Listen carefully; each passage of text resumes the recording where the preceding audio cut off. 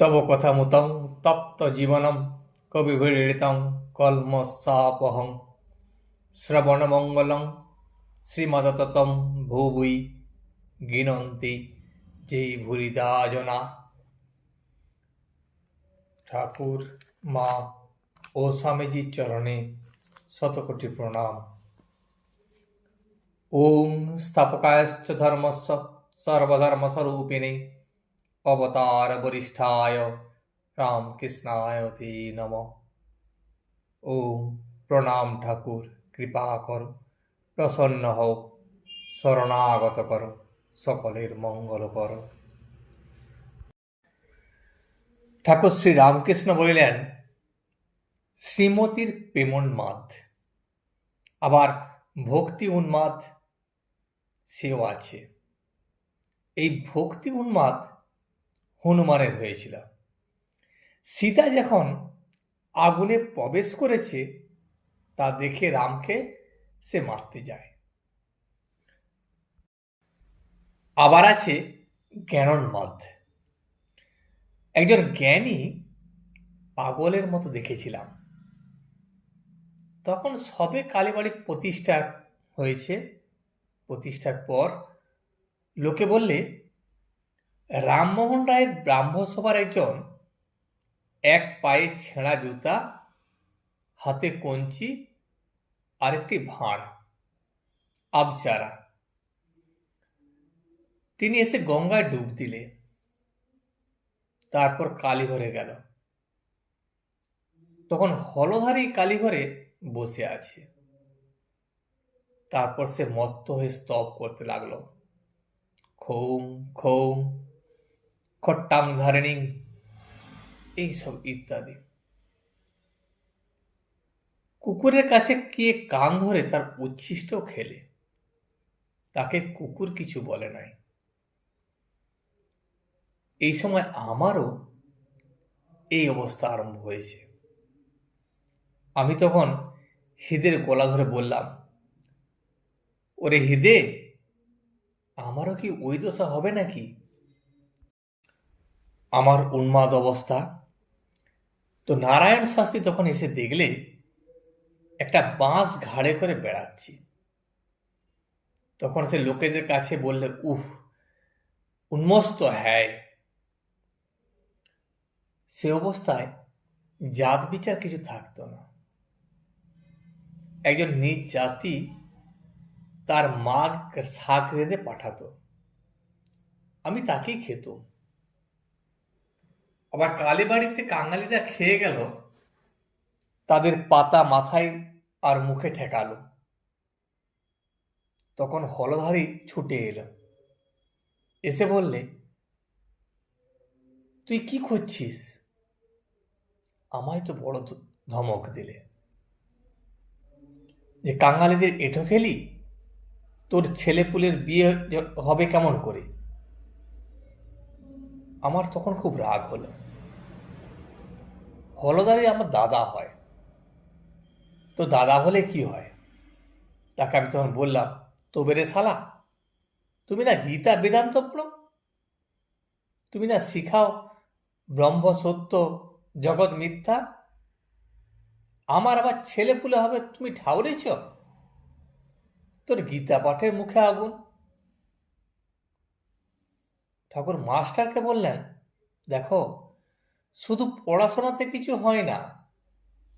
বাজনার বোল লোকে মুখস্থ বেশ বলতে পারে, কিন্তু তাকে হাতে আনা বড় শক্ত।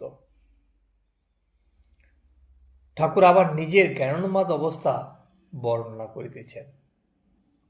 তিনি বললেন, সেজবাবুর সঙ্গে কদিন বজরা করে হাওয়া খেতে গেলাম।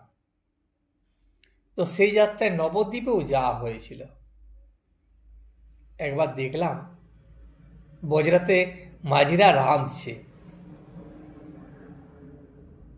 আমি তাদের কাছে যেয়ে দাঁড়িয়ে আছি। সেজবাবু তখন বললে, বাবা, তুমি ওখানে কি করছো? আমি তখন হেসে বললাম, মাঝিরা বেশ রাঁধছে।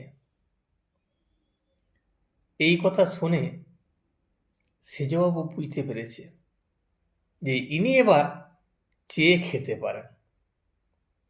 তখন তিনি তাড়াতাড়ি বললেন, বাবা সরে এসো, সরে এসো। এখন কিন্তু সেরকম আর পারি না, সে অবস্থাও আর নাই। এখন ব্রাহ্মণ হবে, আচারী হবে, ঠাকুরের ভোগ হবে, তবে ভাত খাও। সে কি অবস্থায় না গেছে। দেশে চিনে শেখারি আর সব সমবয়সীদের বললাম, ওরে তোদের পায়ে পড়ি, একবার হরি বল বল। সকলের পায়ে পড়তে যায়। তখন চিনে বললে, ওরে তোর এখন প্রথম অনুরাগ, তাই সব সমান বোধ হয়েছে। প্রথম যখন ঝড় উঠে, সেই ঝড় উঠলে যখন ধুলা উড়ে, তখন আম গাছ, তেঁতুল গাছ সব এক বোধ হয়। এটা আম গাছ, এটা তেঁতুল গাছ, কোনোটাও কিছু চেনা যায় না। ঠিক তোর অবস্থাও এখন সেই রকম। একজন ভক্ত ঠাকুরকে বললেন, এই কি উন্মাদ, কি প্রেমোন্মাদ, কি জ্ঞান উন্মাদ, তাহলে সংসারী লোকের কেমন করে চলবে? ঠাকুর তখন সংসারী ভক্তদেরকে বললেন, যোগী দু রকমের হয়। এক হলো ব্যক্ত যোগী, আর একজন হলো গুপ্ত যোগী। সংসারে গুপ্ত যোগী কেউ তাকে টের পায় না। সংসারের পক্ষে মনে ত্যাগ, বাইরে ত্যাগ নয়। রাম বললে, আপনার ছেড়ে ভুলানো কথা, সংসারে কখনো জ্ঞানী হতে পারে বা বিজ্ঞানী হতে পারে না? ঠাকুর বললে, শেষে বিজ্ঞানী হয়, হবে।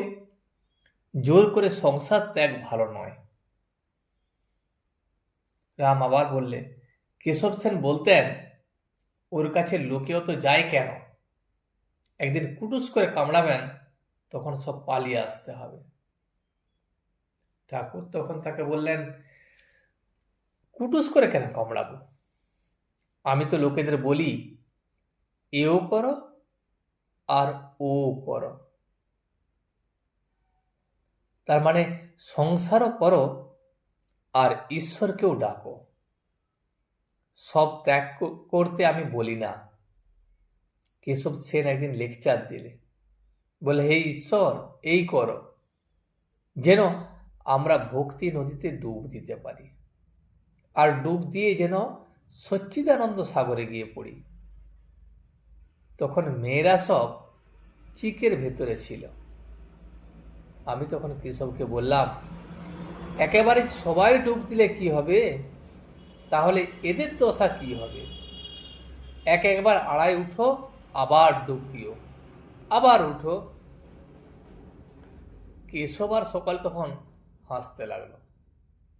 আর হাজরা বলে, তুমি রজগুণী লোক বড় ভালোবাসো, যাদের টাকা কড়ি মান সম্ভ্রম খুব আছে, তাই যদি হবে, তাহলে হরিশ, নোটো, ওদেরকে তো ভালোবাসি কেন? আবার নরেন্দ্রকে কেন ভালোবাসি? তার তো কোলাপোড়া খাবার নুনটাও নাই, তাহলে তাকে আমি ভালোবাসি কেন? ঠাকুর শ্রীরামকৃষ্ণ ঘরের বাহিরে আসিলেন ও মাস্টার সহিত কথা কহিতে কহিতে ঝাউতলার দিকে যাচ্ছেন। একটি ভক্ত গাড়ু ও গামছা লইয়া সঙ্গে সঙ্গে যাইতেছেন। আজ কলিকাতায় তিনি চৈতন্য লীলা দেখিতে যাইবেন, সেই কথাই হইতেছে। ঠাকুর মাস্টারকে বলিলেন, পঞ্চবটির নিকট রাম সব রজগুণের কথা বলছে, এত বেশি দাম দিয়ে বসবার কি দরকার, বক্সের টিকিট লইবার দরকার নাই, ঠাকুর বলিতেছেন।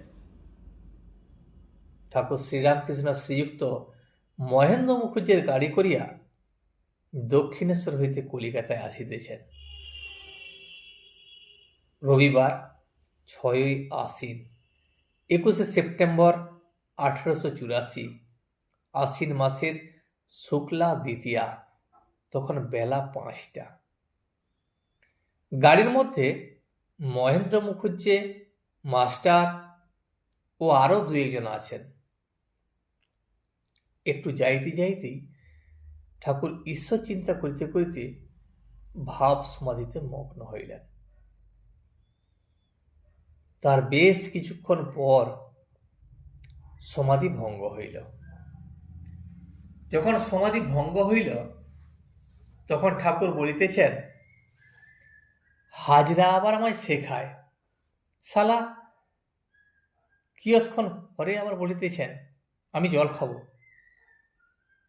বাহ্য জগৎ মন নামাইবার জন্য ঠাকুর ওই কথা প্রায়ই সমাধির পর বলিতেন। তখন মহেন্দ্র মুখুজ্জে মাস্টারকে বলিলেন, তাহলে কিছু খাবার আনলে হয় না? মাস্টার তখন তাকে বলিলেন, না, ইনি এখন কিছু খাবেন না। ঠাকুর ভাবস্থ অবস্থায় আছেন এবং সেই অবস্থা থেকেই বললেন, আমি খাবো, আবার আমি বাহ্যেও যাব।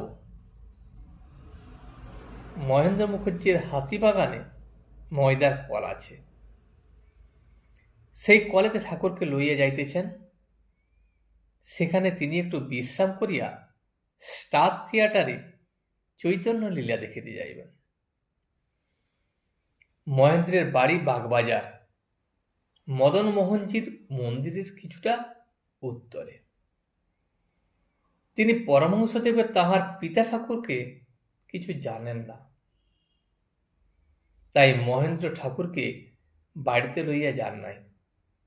তাহার দ্বিতীয় ভ্রাতা প্রিয়নাথ একজন ঠাকুরের ভক্ত।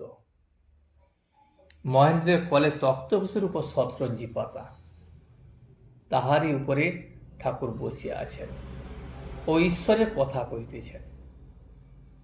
ঠাকুর মাস্টার ও মহেন্দ্রকে বলিলেন, শ্রী চৈতন্য চরিতামৃতে শুনতে শুনতে হাজরা বলে, এসব শক্তির লীলা, বিভু এর ভিতর নাই। বিভু ছাড়া কখনো শক্তি হয়? এখানকার মত উল্টে দেবার চেষ্টা। আমি জানি ব্রহ্ম আর শক্তি অভেদ। যেমন জল আর জলের হিম শক্তি, অগ্নি আর দাহিকা শক্তি, তিনি বিভুরূপে সর্বভূতে আছেন। তবে তার প্রকাশ কোনখানে বেশি শক্তির, আবার কোনখানে কম শক্তির। হাজরা আবার বলে, ভগবানকে পেলে তার মতো ষড়ৈশ্বর্যশালী হয়। ষড়ৈশ্বর্য থাকবে, ব্যবহার করুক আর না করুক। মাস্টার তখন বললেন, ষড়ৈশ্বর্য হাতে থাকা যায়। ঠাকুর এই কথা শুনিয়া হাসিয়া উঠিলেন, বললেন, হ্যাঁ, হাতে থাকা যায়। কি হীন বুদ্ধি! যে ঐশ্বর্য কখনো ভোগ করে না, সেই ঐশ্বর্য করে অধৈর্য হয়ে। যে শুদ্ধ ভক্ত, সে কখনো ঐশ্বর্য প্রার্থনা করে না। কলবাড়িতে পান সাজা ছিল না। ঠাকুর বলিতেছেন, পানটা আনিয়ে লও। ঠাকুর বাহ্যে যাইবেন।